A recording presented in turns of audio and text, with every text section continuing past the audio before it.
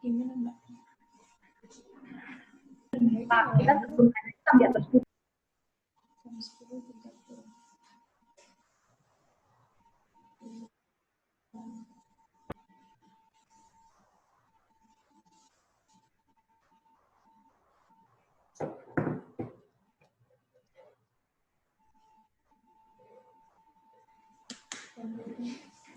Harus ditutup dulu. Kenapa Mbak? Ini Dewi mau nanya ini karena Lania kan nanya kalau ini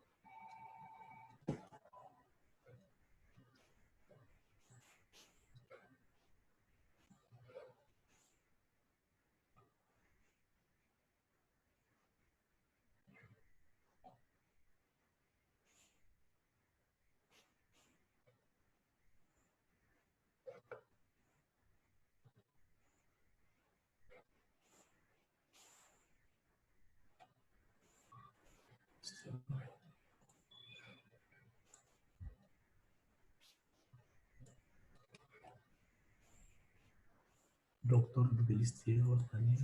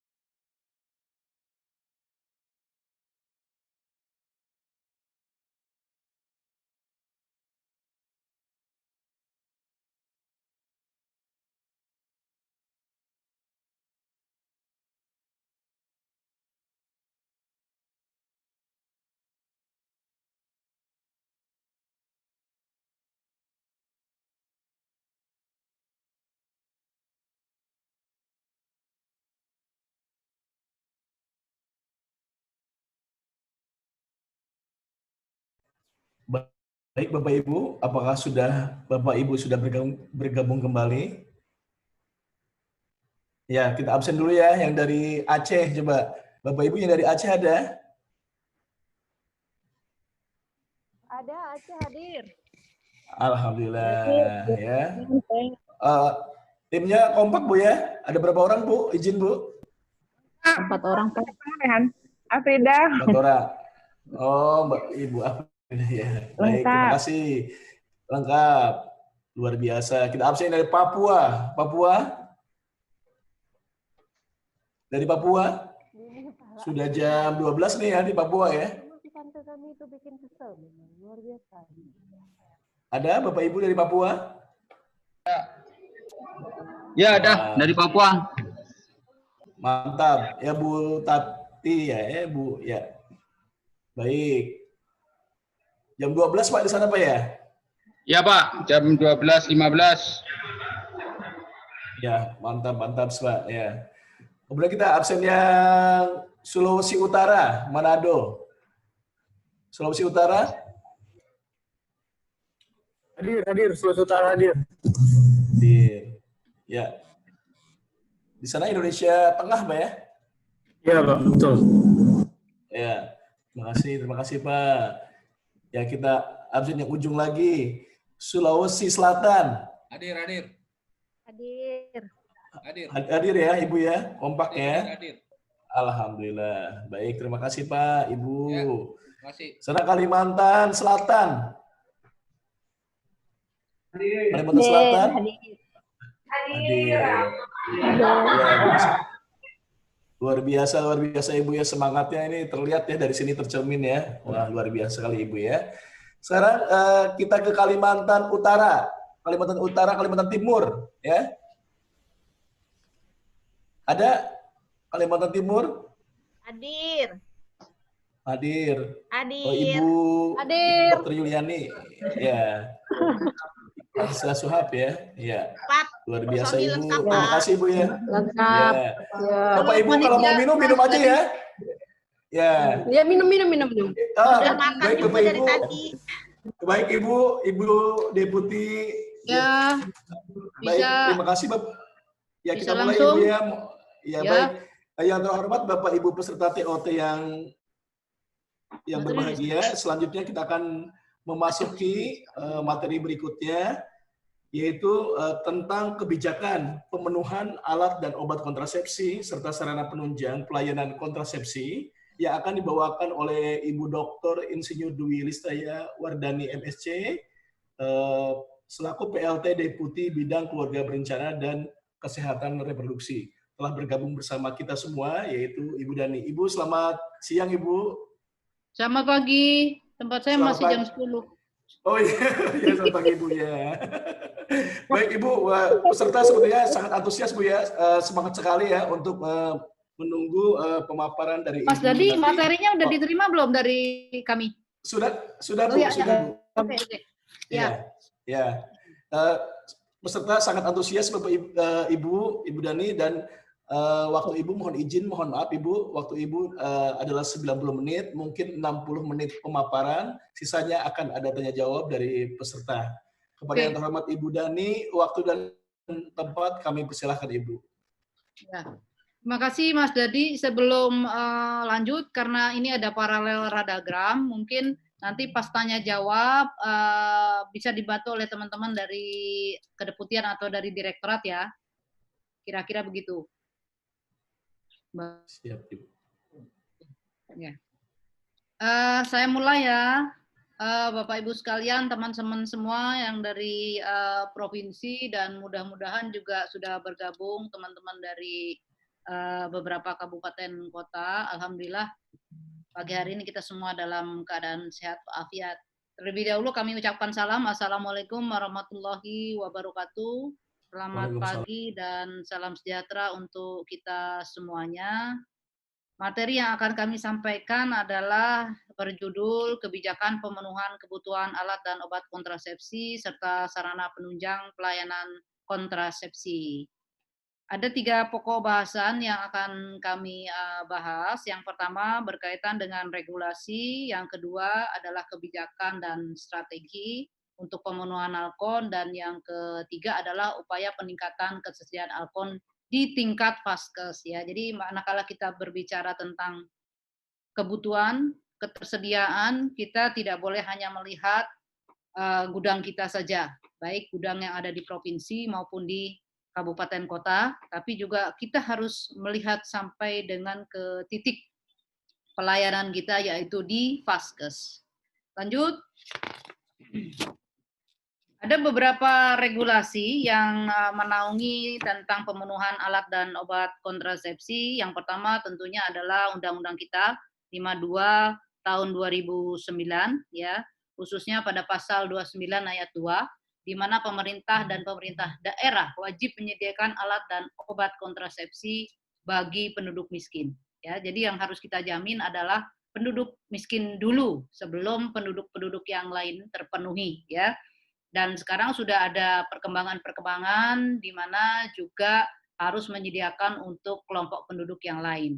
Kemudian Undang-Undang 23 ya, pada lampiran N disebutkan bahwa pemerintah pusat melaksanakan pengelolaan alat dan obat kontrasepsi untuk kebutuhan PUS nasional. Nah, ini sudah berubah lagi ya.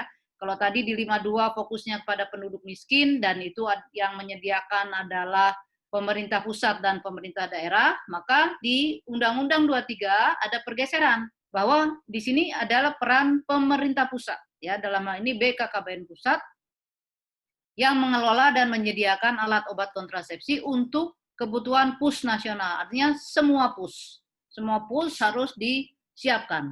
Meskipun bahwa tidak harus itu dibeli oleh pemerintah ya, tidak harus dibeli oleh pemerintah, tapi pemerintah pusat mengatur sedemikian rupa manakala misalnya ada penyedia-penyedia swasta yang ikut juga berpartisipasi dalam penyediaan alat dan obat kontrasepsi. Sehingga dalam hal ini kalau boleh kita interpretasikan bahwa harus ada jaminan, baik itu dari pemerintah pusat maupun juga dari pihak-pihak lain yang menyediakan alat dan obat kontrasepsi.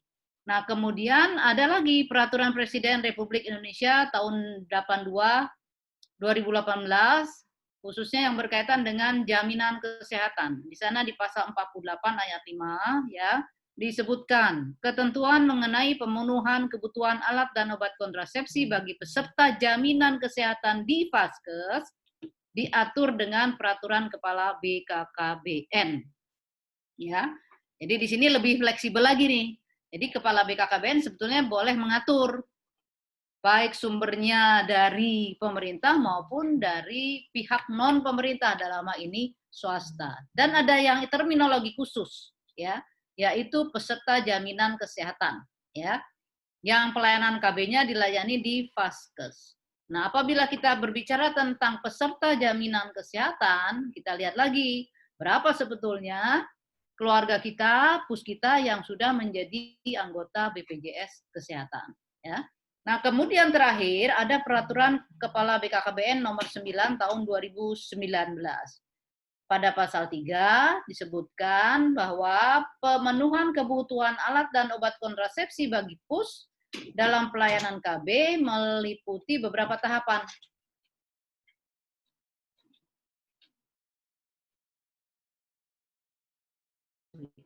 Ya, jadi meliputi beberapa tahapan. Yang pertama adalah seleksi alat dan obat kontrasepsi. Jadi kita harus menyeleksi jenis-jenisnya apa saja, ya.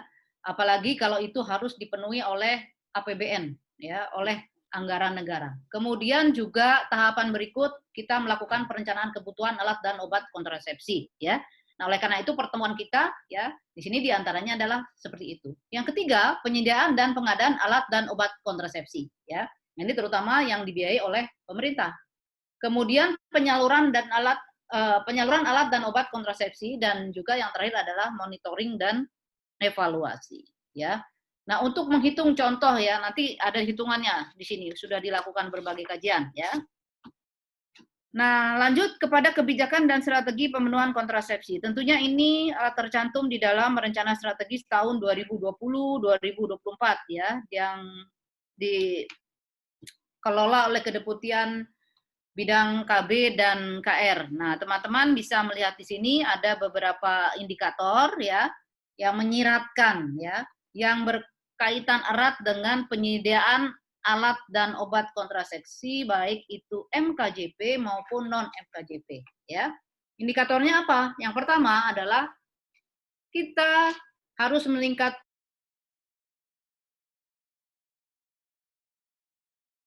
MCPR penggunaan ya. Kemudian juga menurunkan kebutuhan yang dipenuhi atau unmet need ya. Unmet need harus turun.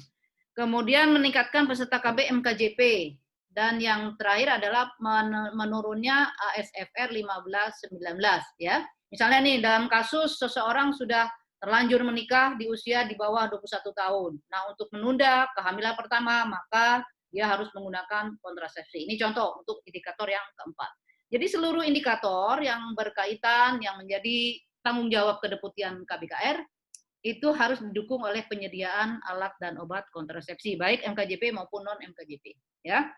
Kemudian itu ada di bawah mana sasaran kegiatan, indikator kinerja kegiatan maupun output kegiatannya adalah di bawah upaya peningkatan pembinaan Vaskes dalam pelayanan KB. Ya. Dengan fokus memang adalah MKJP-nya. Ya. Kenapa kok MKJP? Terutama ini berkaitan dengan sumber dana pemerintah. Karena hasil studi menunjukkan bahwa sebagian besar jenis non-MKJP itu sudah disediakan oleh swasta dan masyarakat sudah menggunakannya secara rutin ya di atas 70% ya. Nah, kemudian di sini ada indikator outputnya seperti apa, misalnya Vaskes yang terregister dan mendapatkan kesediaan Alkon MKJP ya. Kita tahu ada pergeseran, kalau dulu harus bekerja sama dengan BPJS. Sekarang tidak, cukup diregister oleh BKKBN, maka dia mendapatkan hak untuk mendapatkan Alkon dari kita, ya, yang dibeli oleh BKKBN. Ya. Kemudian juga ada indikator yang lain adalah yang berkaitan dengan rumah sakit dalam pelayanan keluarga berencana. Ya, ini program memang lama yang dihidupkan kembali. Lanjut. Salah satu indikator kinerja kegiatan, ya, IKK-nya, ya, yaitu persentase Vaskes yang melayani MKJP, yang siap melayani MKJP. Ya, kalau kita paham melayani MKJP, berarti pertama tenaganya siap melayani MKJP. Yang kedua, Alkonnya tersedia untuk melayani MKJP. Yang ketiga, sarana pendukungnya siap untuk melayani MKJP. Yang ditopang juga dengan upaya-upaya memberikan KIE, penggerakan, konseling. Ya, seperti ini ya. Jadi upayanya panjang sebelum sampai akhirnya kepada Vaskes yang siap melayani MKJP. Ya, di sini ada definisinya, kemudian ada variabel-variabelnya yang dibutuhkan. Yang pertama tentunya berapa jumlah Vaskes, berapa nakes yang terlatih, Alkonnya tersedia atau tidak, paling tidak untuk IUD dan implan ya. Sarananya IUD kit, kemudian juga implant removal kit ya. Kemudian juga berapa hasil pelayanannya. Ini semuanya datanya harus ada ya. Sekali lagi yang berkaitan tentunya dengan MKJP. Nah, sumber datanya juga sudah ada yang disediakan oleh sistemnya BKKBN, data potensi Vaskes ya.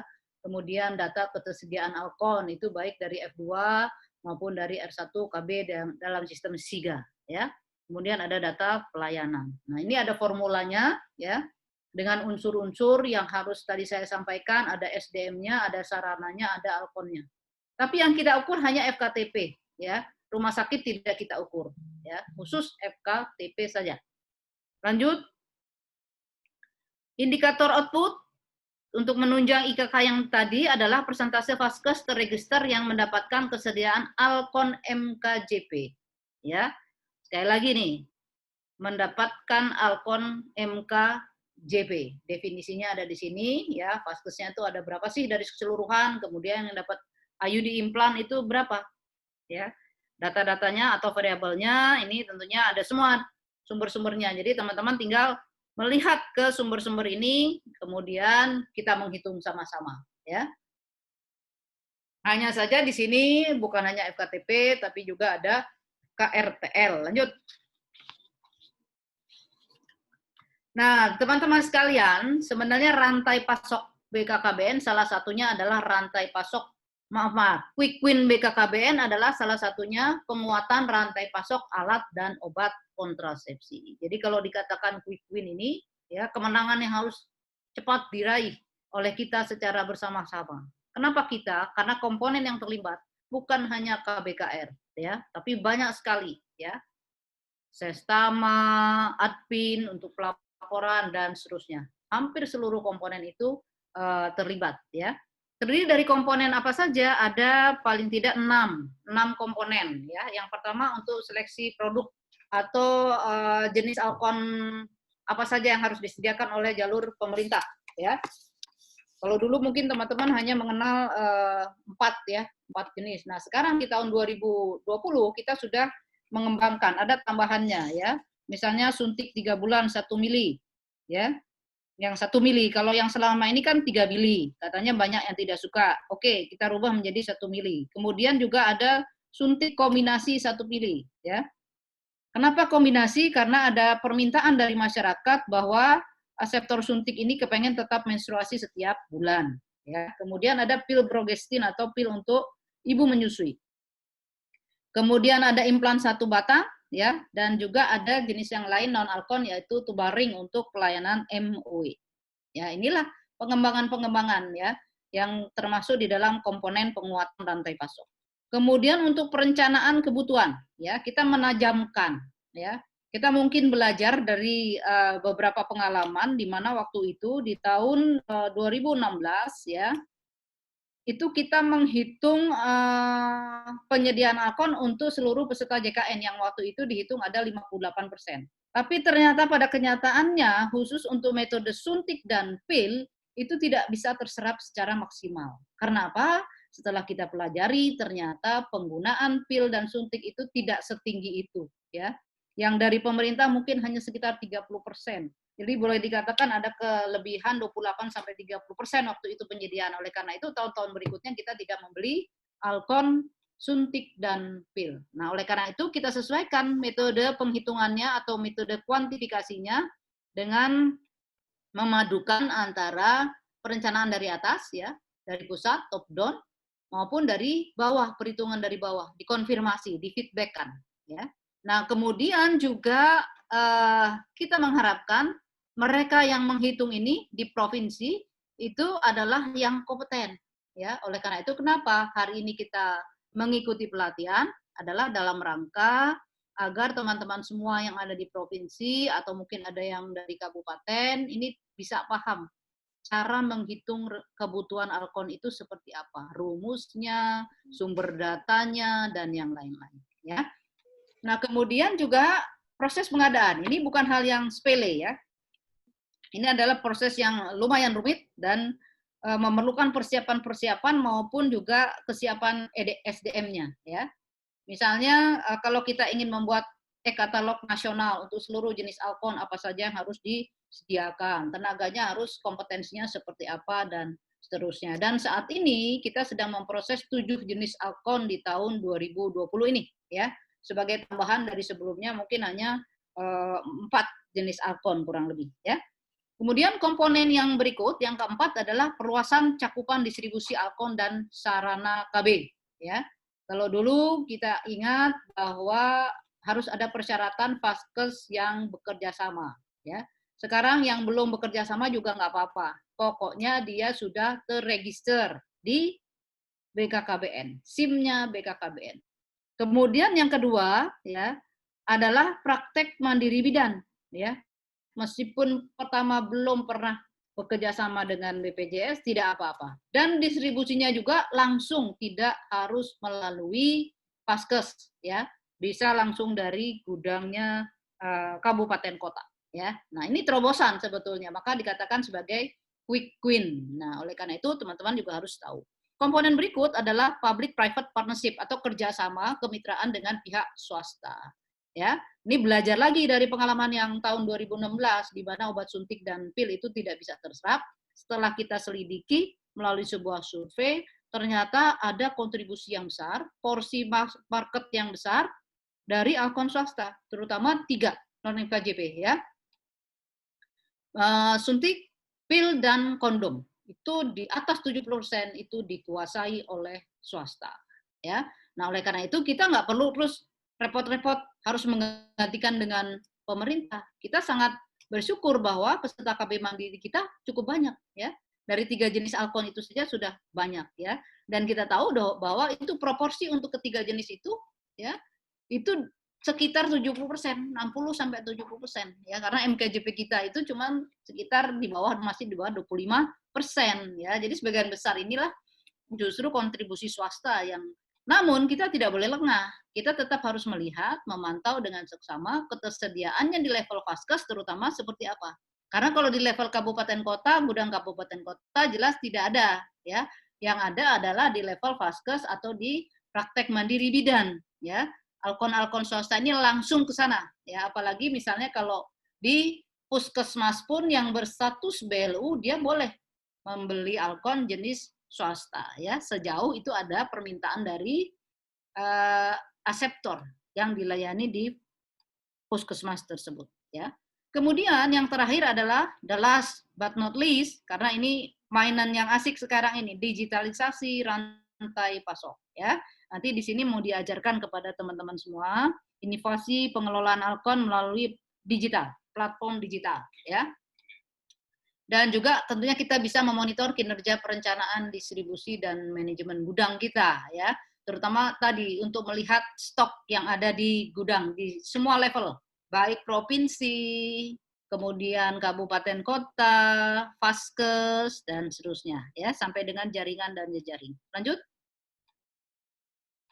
Ini tadi yang saya sampaikan, ada perubahan yang di lingkaran merah ya, yaitu status praktek mandiri bidan. Ya, yang mana itu boleh dikatakan sekarang kita sejajarkan dengan Vaskes ya. Dia langsung mendapatkan distribusi dari gudang kabupaten kota, meskipun dia tidak bekerja sama dengan BPJS. Ini adalah terobosan sekali lagi dalam rangka untuk mencapai indikator kinerja kedeputian KBKR, yaitu pertama tadi apa? Meningkatkan penggunaan metode kontrasepsi modern. Yang kedua, menurunkan unmet need. Yang ketiga, meningkatkan penggunaan MKJP. Dan yang keempat adalah menurunkan ASFR 15-19. Ya, jadi ini mungkin barang yang baru bagi teman-teman semua, karena setiap kali kami melakukan webinar, ini sepertinya banyak yang belum tahu nih, bahwa bidan kita boleh mendapatkan alkon langsung. Lanjut. Upaya peningkatan kesediaan alkon di Vaskes ya, Bapak Ibu sekalian, banyak sekali kami mendapatkan keluhan dari Vaskes, dari mandiri, praktek mandiri bahwa mereka tidak mendapatkan alkon dari kita. Ya kosong, alkonnya kosong. Kami juga bingung nih. Kok di Vaskes kosong? Katanya di gudang kabupaten, kota dan provinsi masih banyak. Nah, ini ada di mana gap-nya gitu ya? Apakah di distribusi atau apa? Oleh karena itu, sekali lagi, pelatihan kali ini tolong dicermati oleh teman-teman semua. Kita harus mengintegrasikan seluruh aspek tentang penyediaan ini, ya, ketersediaan alkon di Vaskes, ya. Bagaimana upaya kita semaksimal mungkin bahwa alkon itu tersedia di seluruh Vaskes yang terregister oleh BKKBN, ya. Ini ada beberapa upaya yang sudah dilakukan. Yang pertama adalah regulasinya. Kita longgarkan, kita berikan peluang yang sebesar-besarnya. Kemudian pemetaan Vaskes ya yang terregister sistem informasi manajemen. Penguatan perencanaan kebutuhan, dan terakhir adalah tentunya monitoring kinerja. Jadi kita sekarang setiap saat bisa melihat Vaskes kita ini ada implannya cukup nggak, IUD-nya cukup tidak, dan seterusnya. Lanjut. Ini adalah penyediaan regulasi ya, jadi dijabarkan sekali lagi. Yang pertama tentunya yang berkaitan dengan penyediaan berbagai jenis ya. Ini ada di Peraturan Kepala BKKBN 9 2019, kemudian di dalam peraturan yang sama juga mengatur tentang perencanaan kebutuhan. Kalau dulu peraturannya lain-lain ya, perkara sendiri-sendiri, sekarang dijadikan satu ya. Dan yang ketiga adalah untuk penyalurannya ke seluruh Vaskes, jejaring, jaringan yang terregister, sekali lagi yang terregister. Kita sudah nggak usah perlu memikirkan kalau dia itu bekerja sama dengan BPJS atau tidak. Tidak perlu, yang penting dia terregister. Ya. Yang kedua adalah pemetaan Vaskes yang terregister sistem informasi. Ya. Nah, tolong teman-teman semua yang ada di kabupaten kota, mungkin ada koordinasi antar bidang, bidang KBKR, bidang admin, ya, untuk meregister sebagian besar Paskes swasta, ya. Nah, setiap kali kita melakukan radargram, nah kebetulan kami juga ini secara paralel memantau radargram, ya. Di situ misalnya contoh laporan dari Paskes swasta itu masih sangat rendah. Baik yang namanya klinik swasta, praktek dokter perorangan itu sangat rendah, ya. Apalagi praktek mandiri bidan karena ini memang perubahan yang terakhir, ya. Belum maksimal dalam upaya kita untuk melakukan registrasi kepada vaskes-vaskes tersebut. Oleh karena itu ini adalah langkah yang sangat krusial yang harus segera kita bereskan. Lanjut. Untuk penguatan perencanaan kebutuhan dan perencanaan alat dan obat kontrasepsi. Tadi sudah saya singgung, ada dua pendekatan. Kalau dulu lebih kepada bottom up, sekarang memadukan antara, dulu lebih banyak top down, ya. Sekarang memadukan antara top down dan bottom up. Kemudian juga melakukan pendekatan metode kuantifikasi dan diterapkan secara nasional. Ya, nanti dijelaskan apa itu kuantifikasi. Kemudian rencana distribusi alkon sesuai dengan data konsumsi yang ada di lapangan. Nah, oleh karena itu, karena ini sangat tergantung dengan mekanisme kualitas dari pencatatan pelaporan kita, ya, maka itu harus sama-sama juga kita menjaganya. Ya. Nah, kemudian nanti ada alat bantu perhitungan, ya, jadi ada aplikasinya. Lanjut. Bapak Ibu sekalian, ini sebagai informasi bahwa tahun ini kita menerapkan pengadaan melalui e-katalog nasional LKPP maupun e-katalog sektoral BKKBN. Ya, ada beberapa jenis alkon. Ya. Yang nasional sekarang tinggal sedikit, ya, yaitu tinggal IUD dan kondom saja. Sedangkan maaf, BMHP, ya, BMHP implan 3, ya. Yang lainnya adalah sektoral. 7 jenis adalah sektoral. Ada lagi beberapa yang disiapkan, tadi mungkin di dalam seleksi produk ada 2, ya, yaitu yang untuk pil menyusui sudah, ya. Tubaring, ya, tubaring itu adalah melalui proses lelang, ya, seperti ini. Lanjut.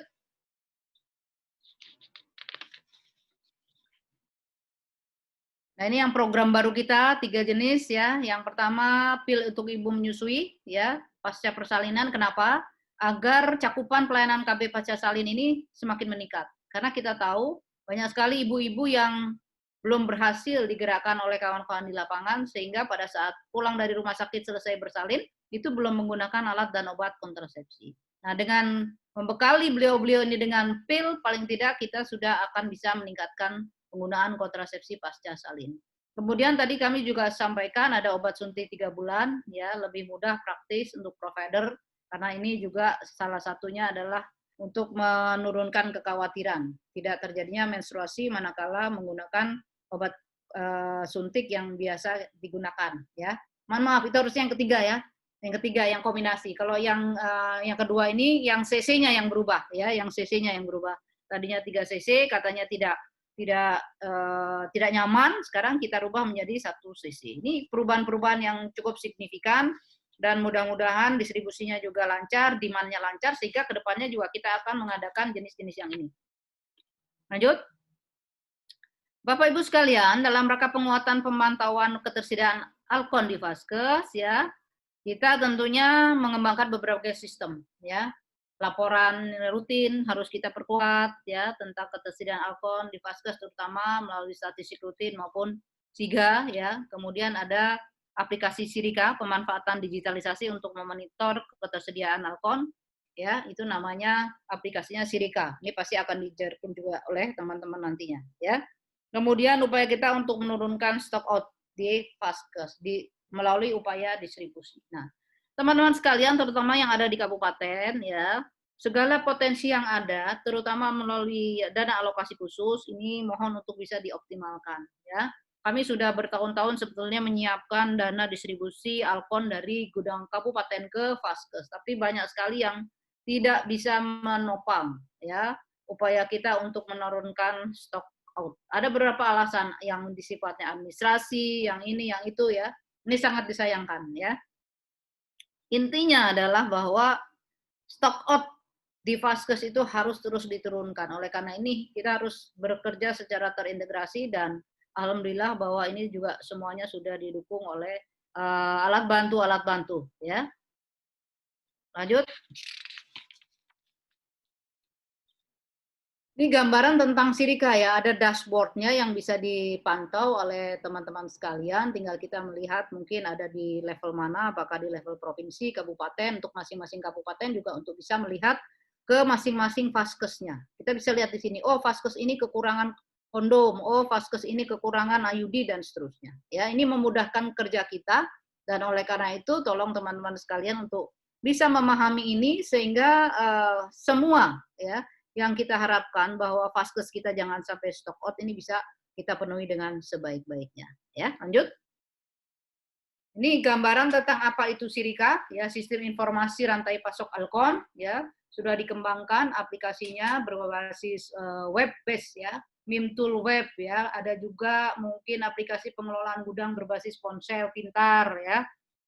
Nah, ini silakan untuk dipelajari oleh teman-teman sekalian.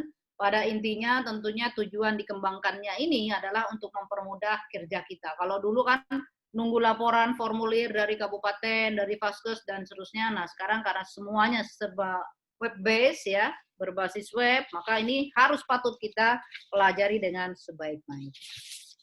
Baik, Bapak Ibu sekalian, itulah materi yang dapat kami sampaikan. Mudah-mudahan dapat bermanfaat dan mohon maaf nanti kami secara paralel ya mengikutinya karena saya juga harus mengikuti Radalgram. Jadi nanti kalau ada pertanyaan nanti bisa dibantu oleh Dr. Zamhir maupun Dr. Uri untuk bisa menjawabnya. Sekian dari saya, kurang lebihnya mohon maaf. Wabillahi taufik wa hidayah. Wassalamualaikum warahmatullahi wabarakatuh.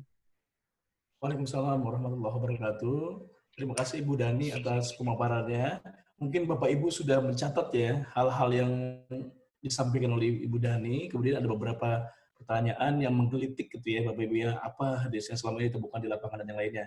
Silakan kepada Bapak Ibu teman-teman provinsi untuk menanyakan, boleh lewat chat ataupun boleh nyalakan mikrofonnya. Silakan Bapak Ibu.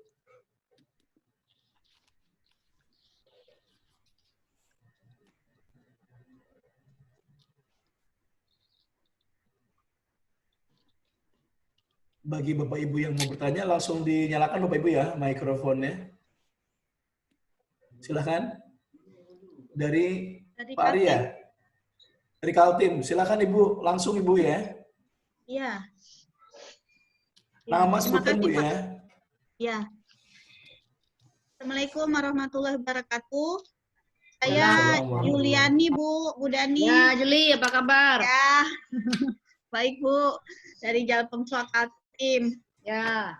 Terima kasih, ya Bu. Terima kasih atas kesempatannya. Pertama-tama kami memang sangat berterima kasih ya Bu, karena memang untuk BKKBN ada penambahan jenis alkon yang memang sudah sangat dinanti-nantikan ya oleh masyarakat, juga vaskes juga banyak menanyakan terkait dengan pil aprogestin, suntik 1 bulan, seperti itu. Jadi memang kita membawa harapan yang besar bagi masyarakat, di mana BKKBN menyediakan seluruh alat kontrasepsi yang memang dibutuhkan, seperti itu. Selanjutnya Bu, terkait perkas nomor 9. Ya, Bu, untuk BMHP, Bu, pertanyaan saya karena ini melanjutkan dari kabupaten dan dari provider juga. Kadang di daerah itu menanyakan masalah BMHP yang tidak bisa dipenuhi BKBN, gitu Bu. Misalnya ada kekurangan BHP, akhirnya mereka belum mau nerima, misalnya implan kan Bu, sampai saat ini kan kita implan menyediakan BMHP, 8 item itu, 9 tambah safety box. Nah, itu kalau salah satu aja tidak dipenuhi, mereka sementara nggak bisa Bu, karena BMHP-nya kurang, seperti itu. Jadi pertanyaannya Bu, sebenarnya untuk kewenangan pengadaan BMHP ini, apakah memang hal utama juga BKKBN? Karena kalau yang di Perka kan kita lihat, itu kan perkanya hanya untuk alat dan obat kontrasepsi, seperti itu Bu. Tapi kalau BMHP ini seperti apa? Maksudnya memang harus BKKBN yang memang menyediakan, atau kita ini tambahan saja gitu dari tugas kita, tugas utama kita, seperti itu Bu. Sehingga kita bisa enak menjelaskan ke para provider bahwa utamanya misalnya BKKBN itu alat dan obat kontrasepsi saja dulu seperti itu, atau memang kita harus seperti itu Bu untuk BMHP-nya. Mohon arahannya Bu, karena ini selalu sering ditanyakan di daerah. Terima kasih Bu Dani. Assalamualaikum warahmatullahi wabarakatuh.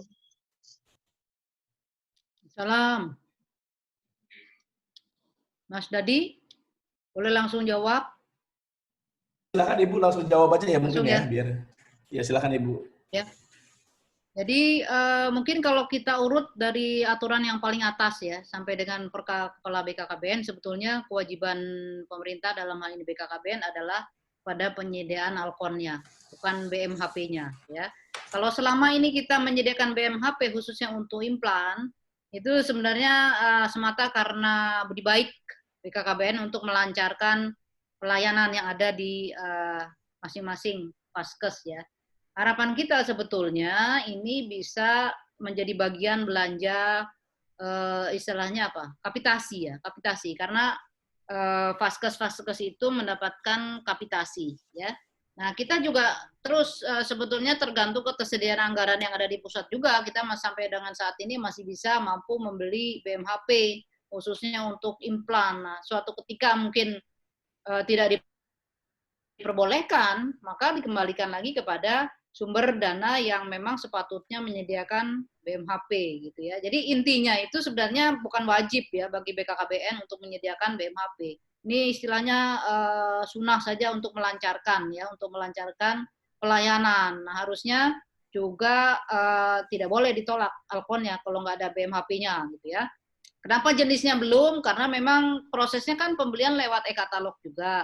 Kadang-kadang yang jenis ini sudah ada, yang ini belum, apalagi sekarang lagi wabah, harganya juga naik turun, belum stabil, dan seterusnya. Itu hanya proses pengadaannya ya. Tapi sekali lagi bahwa ini sebenarnya bukan kewajiban kita untuk menyediakan. Ya, harusnya adalah Vaskes itu sendiri melalui belanja kapitasi. Ya, mungkin itu jawaban saya, Mas Dadi. Ya, baik Ibu Yuliani, itu jawaban dari Ibu Deputi ya. Bapak Ibu ada yang masih mau bertanya kembali? Yang ingin bertanya kembali?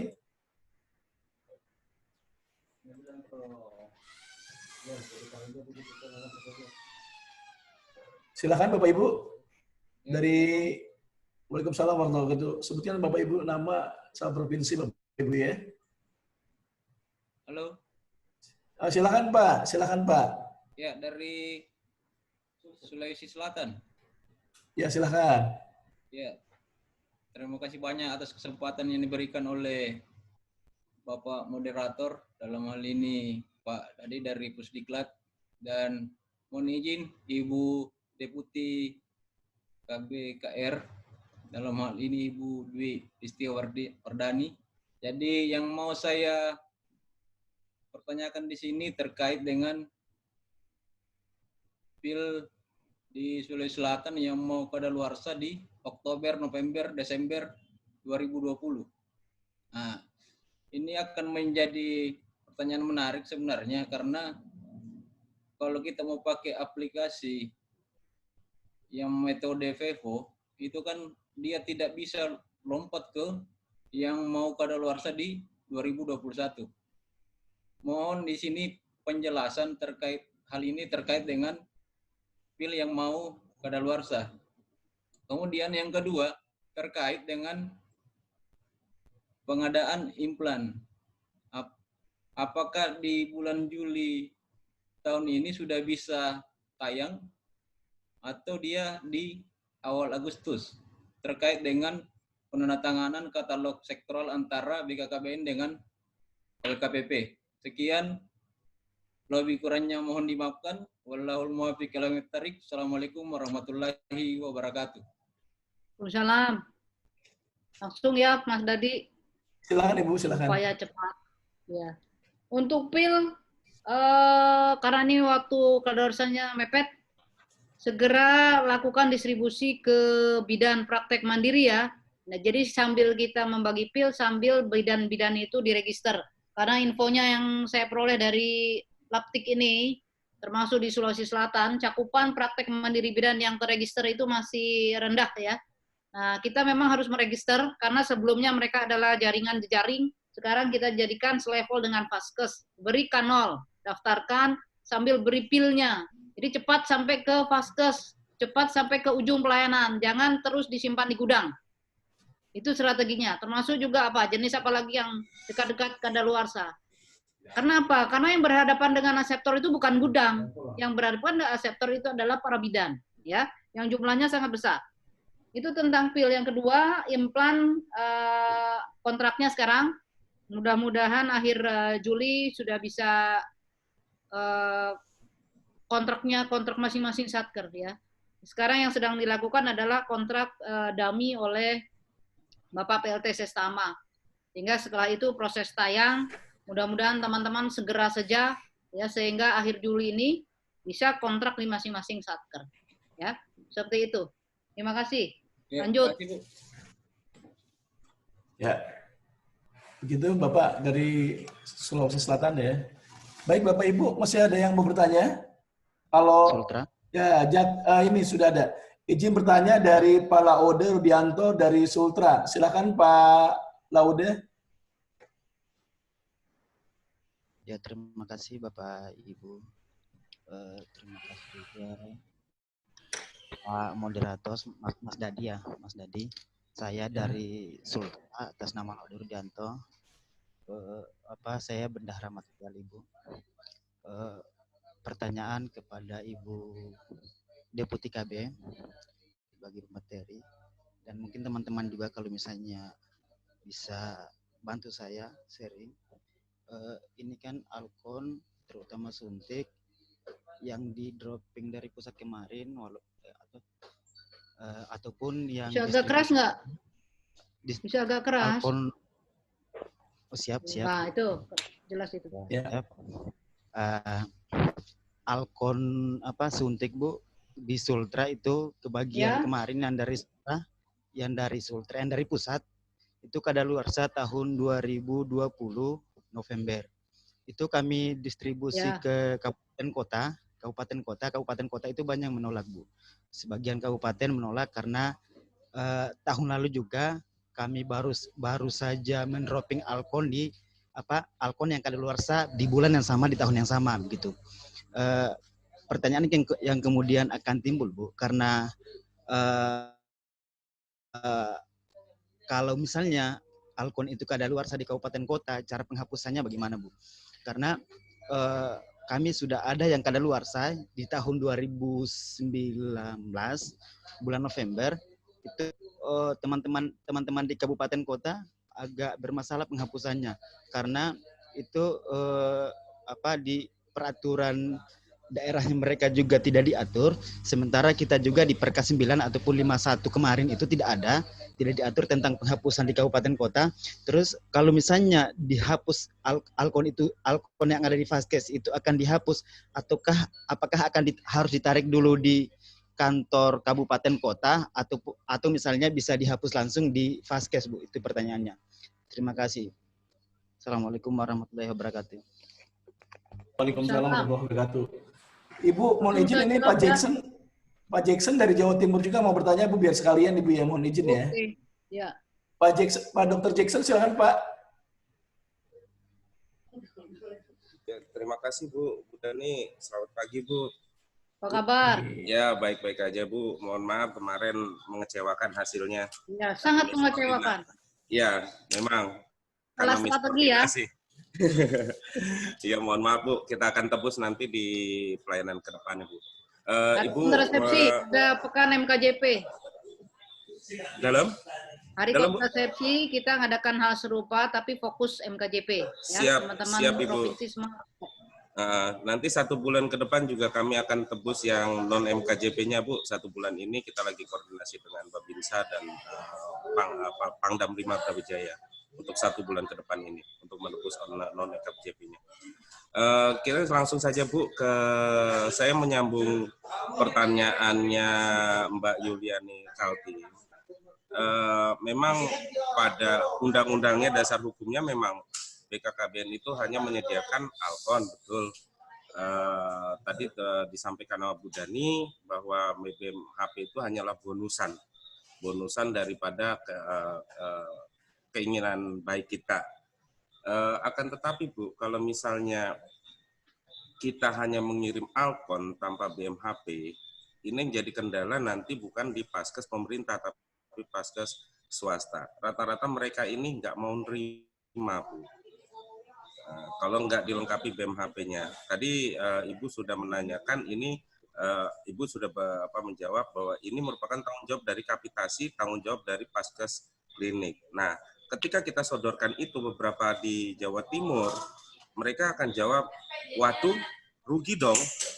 Nah, waduh, nggak mau dong. Nah, seperti itu. Nah, mau nggak mau kita harus lakukan BMHP. Namun cilakanya BMHP yang ada di kita itu kan hanya implan, sedangkan BMHP semua metode Alkon itu kan punya BMHP-nya. Nah, itu yang harus kita cukupi sampai detik ini. Nah, ini ya sedikit sakit kepala juga. Terkadang tahun ini juga kita kena revisi udah BMHP implan dipakai untuk semua all metode, terus direvisi lagi, dipakai lagi untuk yang lain, tambah minus, Bu. Terus terang tambah minus, sakit kepala saya juga memang untuk ngatur bagaimana BMHP ini. Jadi yang pertanyaan saya di sini, bagaimana kita meyakinkan Paskes itu bahwa mereka ini harus menerima Alkon tanpa BMHP kita. Nah, seperti itu. Mohon petunjuknya Ibu. Terima kasih. Ya. Baik, terima kasih Pak Dr. Jackson. Ibu mohon izin Bu, langsung dijawab dua Bu ya, izin. Yes. Silakan Tadi Bu. yang sutra ya, suntik kadaluarsa. Jawabannya sama dengan pertanyaan dari Sulsel. Segera bagikan ke PMB, sejalan dengan PMB itu kita beri kanol, ya. Karena sekali lagi seluruh provinsi registrasi PMB-nya masih sangat rendah. Padahal PMB inilah yang bisa menerima suntik kita maupun pil. Jadi kita jangan begitu saja menyerah kepada teman-teman kabupaten kota, karena kabupaten kota sebetulnya nggak tahu itu masalah PMB, baru kita. Maka itu tugas kita adalah memberikan sosialisasi, mendorong para PMB ini diregister sekaligus kita bagi alkonnya. Ya, jadi sekali merengkuh dayung 2-3 pulau terlampaui, gitu strateginya ya. Sehingga apa? Segera sampai. Jangan sampai berada di gudang kabupaten kota. Nanti kalau kadaluarsa itu tadi bingung lagi bagaimana menghapusnya. Kami tidak boleh mengatur barang penghapusan yang ada di kabupaten kota karena barang itu sudah dihipatkan. Masa kita yang ngatur? Kan tidak boleh, ya. Barang itu statusnya dari provinsi sebagai pengelola APBN menyerahkan kepada kabupaten kota, ya, seperti itu. Nah, kalau udah gitu udah bukan BMN kita lagi, sehingga hal-hal yang berkaitan dengan barang itu menjadi kewenangan kabupaten kota tentang proses penghapusannya. Saya tidak yakin kalau tidak ada aturan penghapusan di kabupaten kota. Ya pasti ada. Cuman dia pura-pura aja, saya yakin nih. Karena barang apapun boleh jangan sampai kadaluarsa. Karena itu merugikan negara dimanapun posisinya. Segera turunkan ya ke bidan itu tadi. Jadi bidan bisa jadi menjadi penyelamat ini. Penyelamat supaya barang-barang kita, alkon kita tidak menjadi kadaluarsa. Nah, BMHP, nah ini cerita BMHP ini kan semakin menjadi-jadi dengan adanya COVID ini ya. Karena semua-semua jadi BMHP, APD, dan seterusnya. Nah, ini amat sangat disayangkan perhitungan anggaran kita itu tidak bisa mencakup seluruh jenis. Ya, yang baru ada itu untuk implan aja. Idealnya memang idealnya. Ya. Nah, ini harus ada penegasan dulu sampai dengan saat ini. Sebetulnya di dalam aturan kapitasi itu pembelian BMHP memungkinkan. Tadi Mas Jackson bilang kalau di vaskes pemerintah mungkin masih bisa dikatakanlah dibicarakan. Tapi kalau di swasta bagaimana? Ya. Nah, oleh karena itu memang pembelian implan kita itu melekat dengan BMHP-nya. Cuman sekarang kondisi khusus saja seperti itu sehingga uangnya ditarik sana, tarik sini. BMHP-nya habis gitu ya. Ini kondisi khusus sebetulnya. Nah, kita harus menghitung ulang lagi nih. Nah, teman-teman di kabupaten di provinsi tolong hitung ulang lagi kebutuhan BMHP-nya seperti apa ya. Karena apa? Kita akan melakukan optimalisasi ya dari sisa Alkon. Mudah-mudahan ini diperkenankan juga. Mudah-mudahan diperkenankan juga. Karena kalau Pro-PN itu Alkon ke Alkon. Kalau untuk BMHP gimana? Masih boleh apa enggak? Nah, kita sedang menginventarisasi ya. Oleh karena itu, teman-teman setelah selesai melakukan klik ya, segera hitung seluruh kebutuhan ya BMHP, kemudian sama-sama mengajukan optimalisasi sisa untuk pembelian BMHP. Ya, mudah-mudahan dari ke depannya kita bisa menghitung lebih cermat lagi ya. Memang idealnya semua itu maunya kita yang ngadakan uangnya, tapi uang kita itu setiap hari, setiap tahun tuh dikurangin terus. Ya, mau diapakan kalau uangnya nggak ada, maunya ngasih, tapi uang nggak ada itu ya. Jadi teman-teman harus paham, jangan cuma protes-protes, kita maunya semuanya dibeliin ya, dipenuhi semua, tapi kembali lagi ada pagu anggaran yang membatasi gerak kita, gitu ya. Nah, sekali lagi sebetulnya BMHP ini belas kasihan kita. Oleh karena itu, kalau misal bisa diatur yang ke pemerintah, faskes pemerintah nggak usah pakai BMHP misalnya ya. Tapi kalau yang untuk swasta kita penuhi semua misalnya. Jangan hitung rugi, untung rugi terus nih faskes nih. Kalau dia nggak mau melayani KB, ya kita pindahin lagi juga gitu ya. Seperti apa? Oke, gitu ya. Kan kayak mana gitu implementasi di lapangan ngadapin orang. Baik, Pak Jackson dan juga Pak Lauda, itu jawaban dari Ibu ya. Ya. Nanti kalau lebih mau puas lagi, japri nanti ke Ibu langsung ya. Baik, Ya. mohon izin Bu. Memang Selanjutnya Ibu Mas ada. Dadi ya. Halo Mas Dadi. Ya, Memang silakan Ibu. rasa memiliki KB, program KB ini di daerah ini Ya. masih sepotong-sepotong boleh dikatakan ya. Seolah-olah ini menjadi tanggung jawabnya BKKBN semua. Uangnya harus dari BKKBN, Alkonnya BKKBN, BMHP-nya BKKBN. Nah, sebetulnya kita kan ada pembagian kewenangan, ya. Nah, tapi teman-teman di lapangan nggak mau tahu, maunya kita yang nyiapkan semua. Sementara anggaran kita, sekali lagi, mohon maaf, anggaran kita lah yang membatasi semuanya, gitu ya. Idealnya memang ideal, siapa sih yang tidak ingin mendapatkan ideal seperti itu ya. Tapi sekali lagi, seperti itu kondisinya, ya. Mas Dadi, silakan lanjut. Ya, baik Bapak Ibu ya. Baik Bapak Ibu, masih ada pertanyaan dari Ibu Rina Pariska Effendi dari Sumatera Utara. Silakan Ibu Rina. Baik, terima kasih Mas Dadi atas kesempatannya. Yang saya hormati Ibu Deputi, Bu Dwi. Begini Bu, mungkin terkait dengan PMB yang disejajarkan dengan SKTP, di Sumut kan kebetulan memang sudah menjadi wilayah intervensi ya Bu, sejak tahun 2016. Jadi di aplikasi Sirika ini kan nanti ada parameter-parameter yang berkaitan dengan itu Bu, dengan SKTP-nya. Jadi nanti capaiannya akan sangat berpengaruh ketika PMB ini disejajarkan dengan SKTP. Jadi yang ingin saya tanyakan, apakah sudah disinkronisasikan dengan Diklatip mungkin ya Bu ya dalam hal ini untuk mensinergikan nantinya bagaimana dengan ini Bu, hasil dari atau capaian-capaian yang akan yang berada pada aplikasi Sirika tersebut. Jadi ini mungkin kedepannya nanti bisa dibicarakan juga Bu. Mungkin itu saja yang akan saya sampaikan. Terima kasih. Ya silakan ya. Mungkin dari admin ada yang mendengar ya sarannya dari teman Sumatera Utara. Karena saya sendiri belum pernah buka Sirika. Belum tahu nih Sirika bagaimana mekanismenya, belum diajarin saya nih. Saya mau belajar juga deh, biar tahu kalau ada pertanyaan jadi bisa jawab. Jadi sampai di mana ya kan? Memang ini PMB ini terus terang ini adalah terobosan inovasi ya. Dia disejajarkan dengan Faskes dan itu menjadi tantangan kita khususnya di pencatatan pelaporan. Jadi betul kita masih terus berkomunikasi dengan kawan-kawan Laptik bagaimana ini bisa sinergi sejalan ya. Karena apa, teman-teman sekalian, sekali lagi ya, 70% pelayanan KB ini oleh bidan. Ya. Kalau beliau-beliau tidak diberi akses yang seluas-luasnya, maka MCPR kita nggak akan bisa naik. Itu, oleh karena itu kita memberanikan diri. PMB ini kita sejajarkan dengan konsekuensi itu tadi, ya, distribusinya, termasuk sampai pencatatan pelaporan, baik logistik maupun hasil pelayanannya. Nah, ini sedang dipikirkan oleh teman-teman Laptik, mudah-mudahan bisa cepat menyesuaikan. Ya, makasih. Ya. Mas Dadi. Baik, Bapak Ibu masih ada yang ingin bertanya, bisa lewat chat juga, ya. Karena emang Ibu Deputi memang ini paralel nih dengan Radalgram di level Paralel pusat, saya, Bapak Ibu saya ya.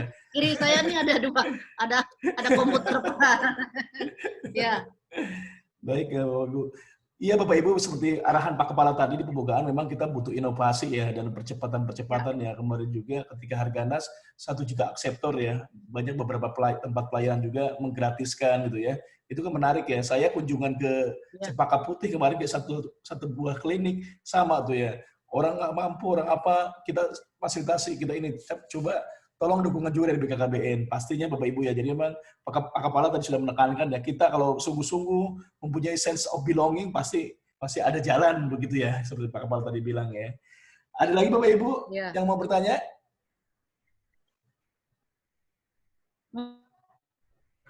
Oh ya Mas Dadi, bocoran. Ya, silakan Ibu.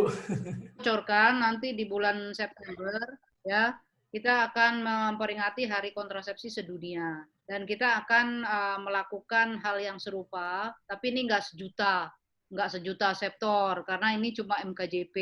Ya, nanti sedang kita hitung berapa sih kemampuan kita untuk melayani ini. Tapi dalam waktu sekarang ini, bulan Juli Agustus, teman-teman di daerah harus mempersiapkan diri. Bagaimana agar pembiayaan-pembiayaan itu selesai. Ya, kalau misalnya dari APBN ada, maksimalkan APBN. Penggerakan penyerapannya masih sangat sedikit nih. Penggerakan KJP masih sangat sedikit. Nanti maksimalkan serap habis. Kemudian juga retribusi, pembebasan retribusi. Saya belum mendapatkan feedback nih. Berapa kabupaten kota yang sudah membebaskan retribusi pelayanan KB?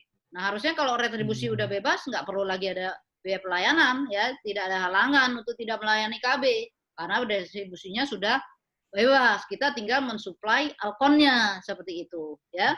Kemudian apalagi mari kita ada. Jadi dalam 2 minggu ini kita akan menelisik lagi ya berbagai kendala, berbagai potensi yang ada sehingga di bulan September itu tadi Jackson mau bayar hutang, saya tagih hutangnya nanti 200% MKJP mungkin nanti gitu ya. Contohnya seperti itu.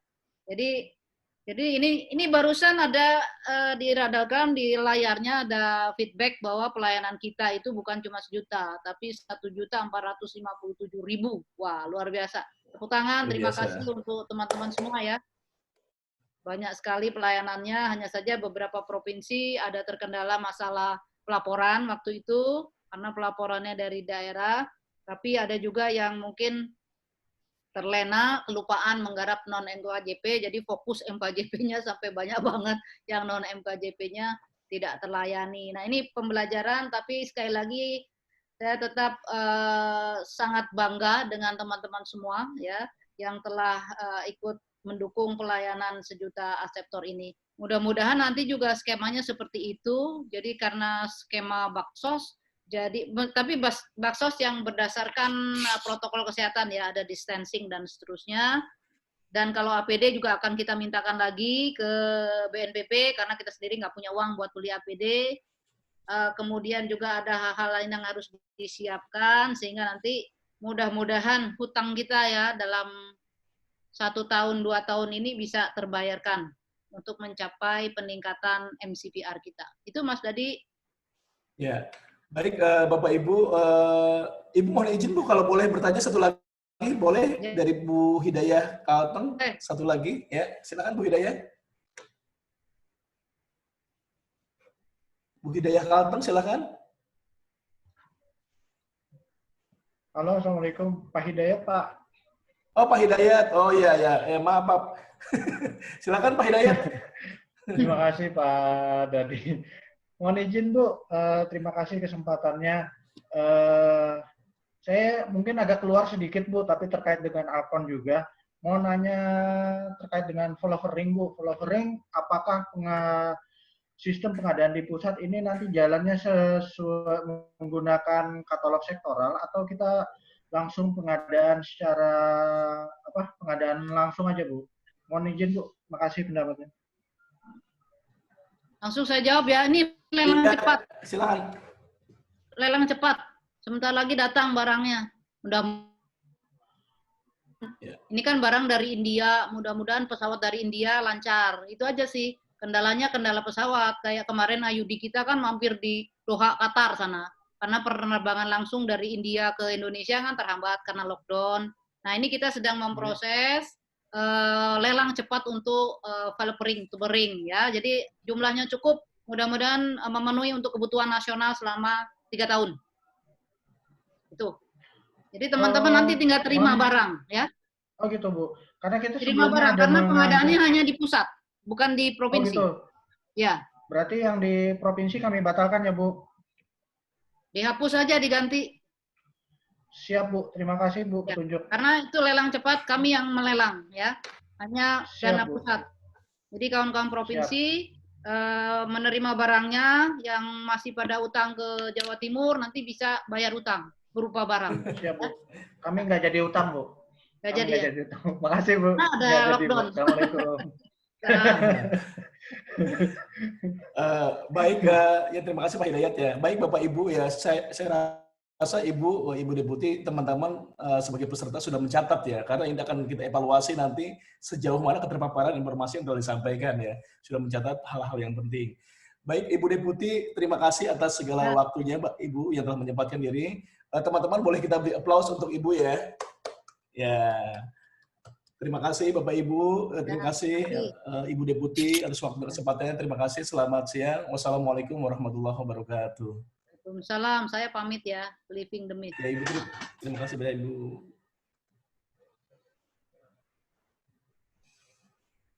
Baik Bapak Ibu, kita kembali ke Bapak Ibu sudah banyak catatannya ya. Udah mulai agak pegel-pegel, boleh Bapak Ibu gerak-gerak ya. Ya, kalau mau minum kopi boleh ya. Kemudian kalau mau ya ada snack-snack, cemilan-cemilan boleh ya, tapi jangan lupa sampai satu kaleng gitu ya.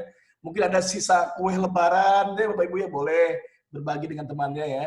Ya, kita kembali ke panitia. Silakan Mbak Reni, Ibu Reni. Terima kasih Pak Dadi. Ya, baik Bapak Ibu, sepertinya kita untuk 2 materi ini kita selesai lebih awal. Nanti kita akan gabung dengan materi Pak Deputi, penelitian akses terhadap alokon pelayanan KB dan materi dari Bikup. Jadi Bapak Ibu, kita istirahat dulu, nanti kita gabung lagi pukul 12.30. Ada materi dari Pak Deputi dan dari Kepala Bikup. Ya. Ya. Bapak Ibu jangan lupa isi evaluasi pengajarnya ya di menu evaluasi penyelenggaraan. Di materi kebijakan, mohon maaf. Ya.